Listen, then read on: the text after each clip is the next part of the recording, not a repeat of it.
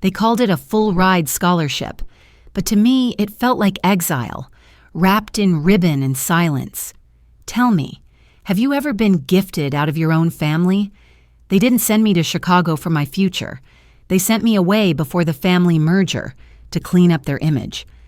I found the emails later. My name was listed 3 times, under liability. Not daughter, not Claire. I spent the next 7 years rebuilding.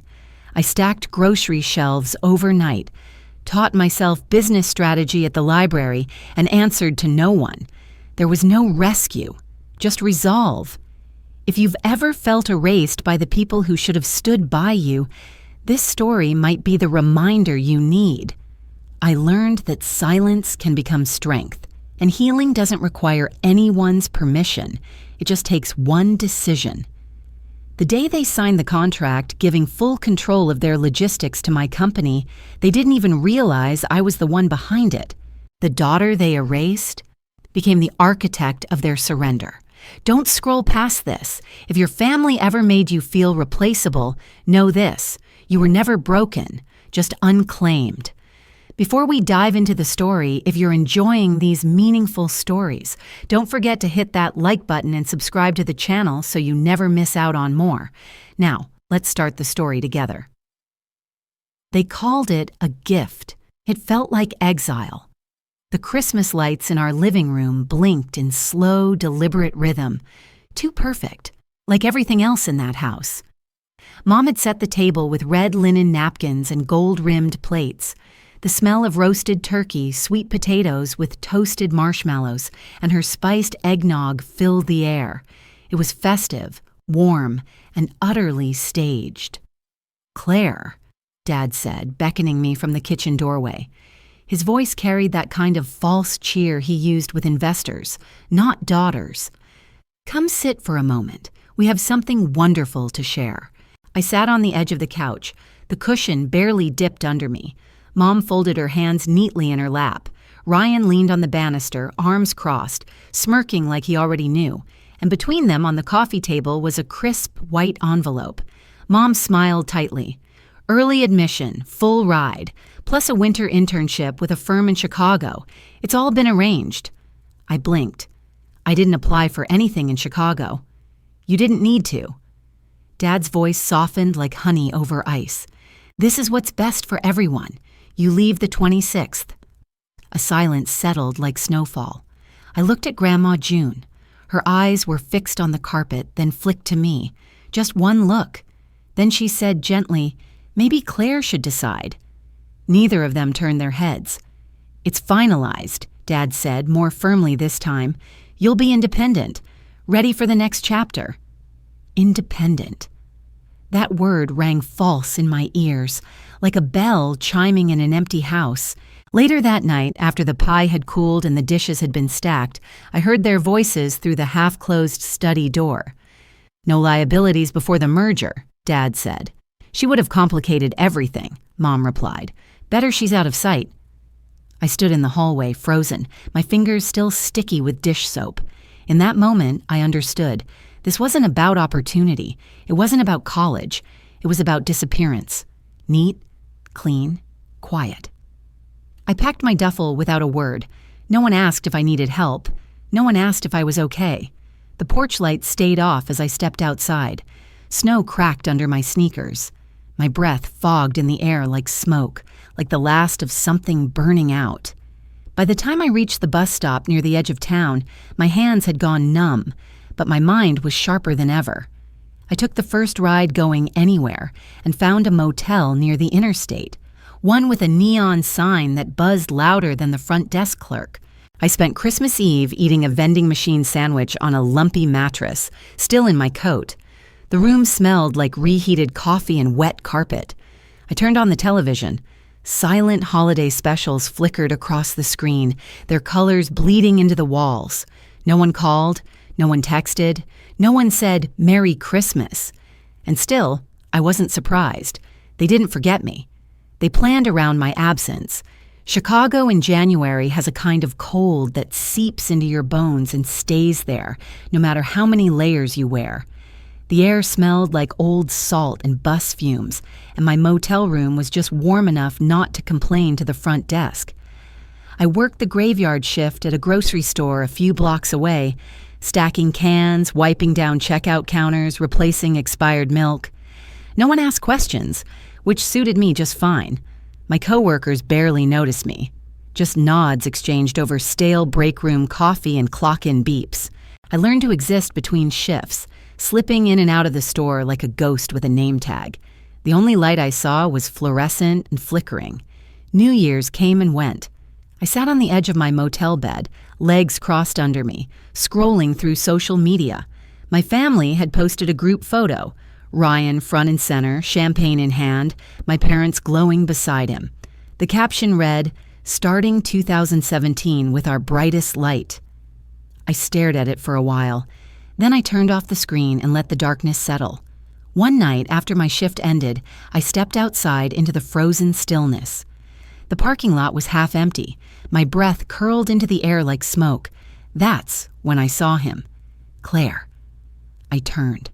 Mr. Dalton stood near his old pickup truck, hands shoved deep into his coat pockets, face drawn tight against the wind. "I wasn't sure I'd find you here," he said. "Didn't feel right not telling you." He reached into his coat and handed me a folded stack of printed emails.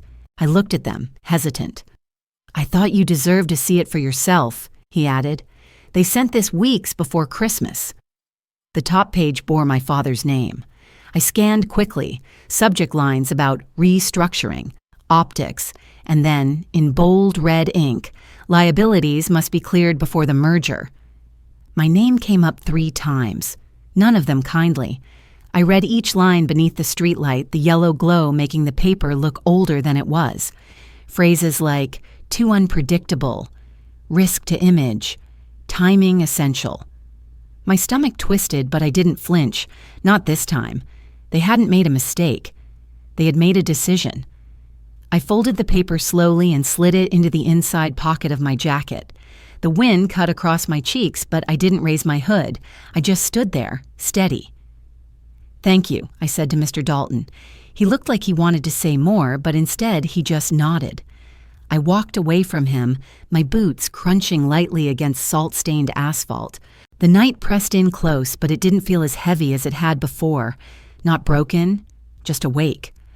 I wasn't looking for kindness. I just needed a place to stand.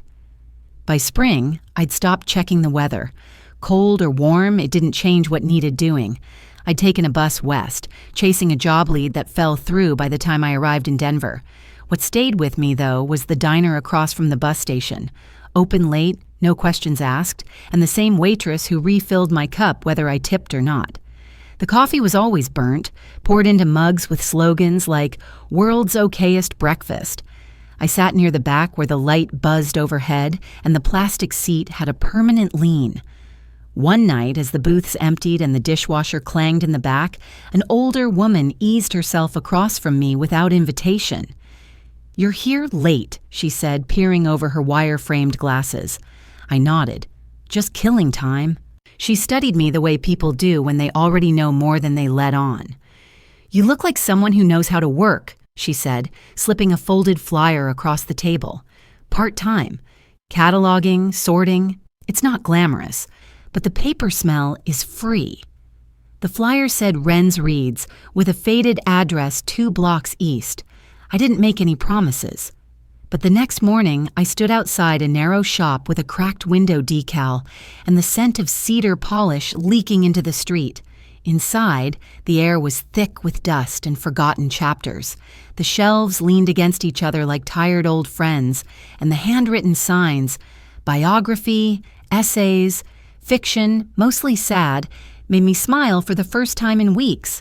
Mrs. Wren didn't ask for a resume. She just pointed toward the back and said, "Start with the biography shelf. It's a war zone." I sorted quietly. Memoirs with spines softened by too many hands. Political biographies next to musicians. Tech founders next to war heroes. I lost track of time. After the shop closed, I stayed behind and picked up a copy of The Lean Startup. The pages were stiff, but clean. About halfway through, one line stopped me cold. You don't need permission to begin. You just need to begin. It hit deeper than I expected, like someone had put words to the thing I couldn't name, that I didn't need fixing. I needed forward. I marked the page, turned off the lights, and locked up carefully. The street outside was quiet, the air cool and still. My reflection in the window didn't look broken anymore, just unfinished. "This is mine now," I said aloud, not to anyone in particular, but to myself. And for once, that was enough. I wasn't chasing success. I was chasing silence that belonged to me. By the end of 2018, I had mapped out my days like blueprints. Mornings were for Mrs. Wren's bookstore, dusting, cataloging, answering the occasional phone call from someone looking for a specific edition of something they couldn't quite remember. Afternoons were for the library. I'd claimed a terminal in the far corner, next to the broken printer no one used, where I could work undisturbed until the lights dimmed and the announcements warned us of closing time. Mrs. Wren didn't ask questions. She noticed my quiet focus and handed me new shelves to inventory, harder sections with tangled timelines. "You don't owe the world your pain," she told me once, sliding a stack of business memoirs toward me, "but you can turn it into pattern if you're smart about it." I took that to heart. At the library, I devoured everything from 0 to 1 to good to great. I studied how companies collapsed, not from lack of vision, but from trusting the wrong hands. I watched lectures, downloaded spreadsheets, ran simulations. I even used a free trial of accounting software to model fake companies, just to see what bad decisions looked like on paper. My apartment was a shoebox with a noisy radiator that hissed through the night.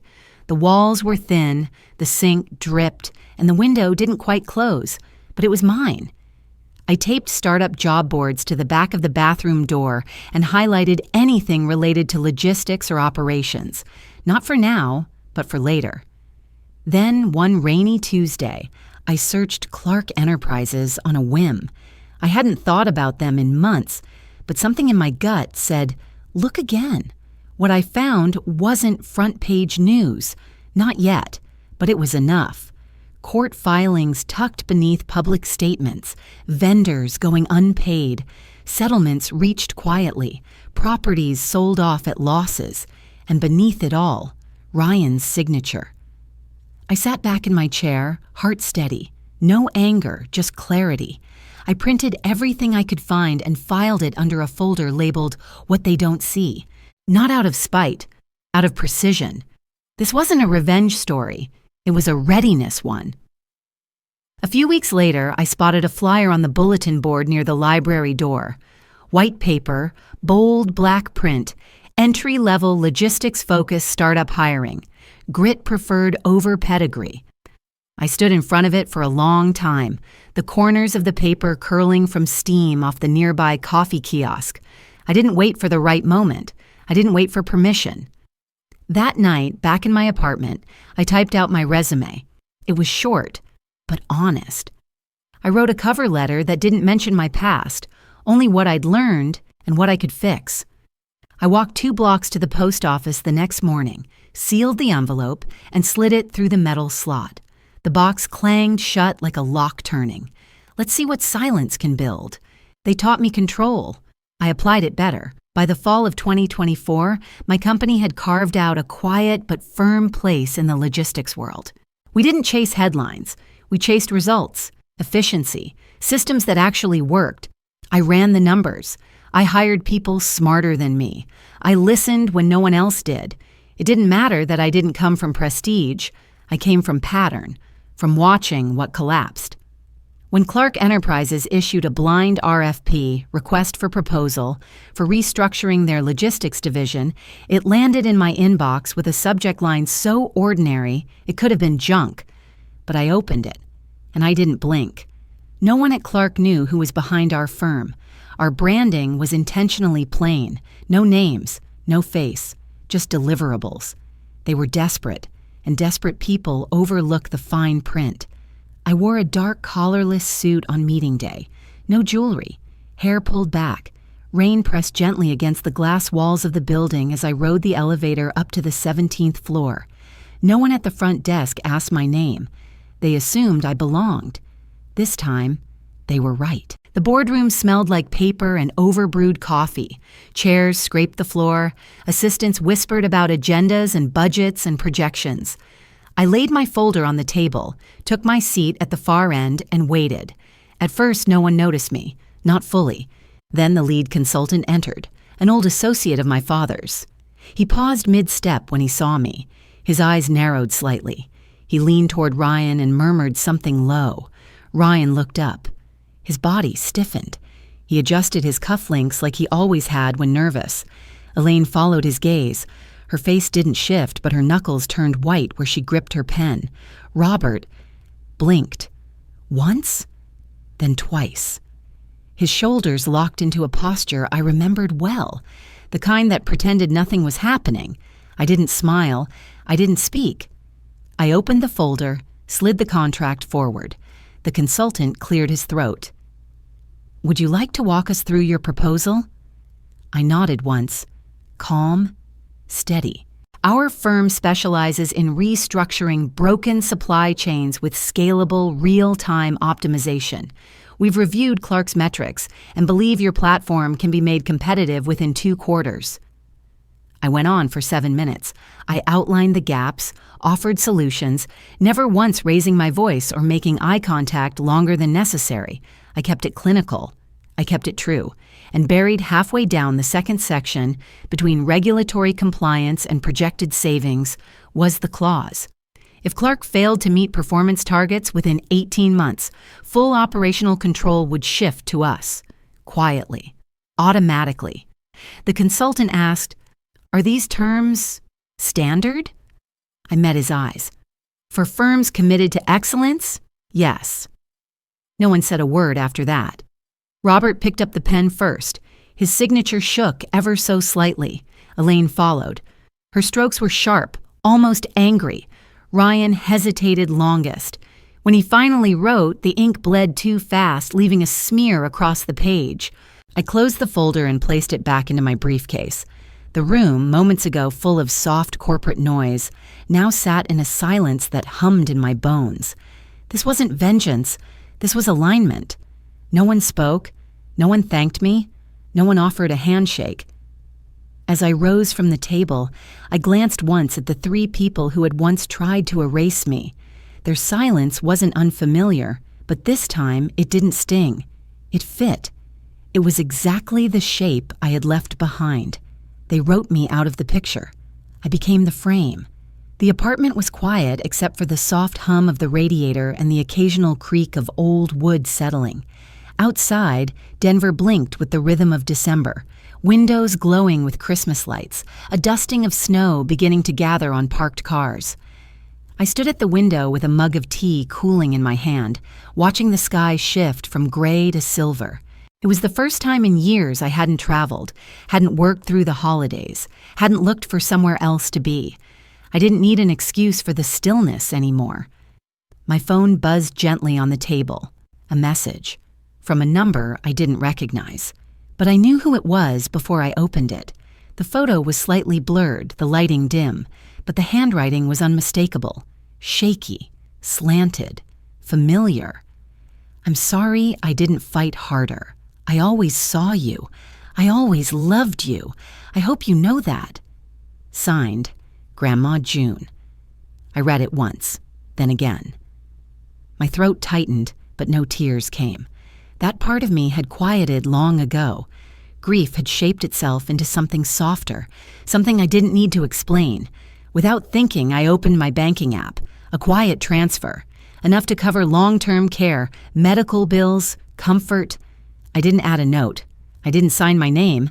I didn't need to. In the bottom drawer of my desk sat the final signed contract. Robert's stiff handwriting, Elaine's sharp loops, Ryan's shaky smudge. I had kept it, not to look at, not to celebrate, but to remind myself of the line I had crossed and how far behind me it now was. I closed the drawer.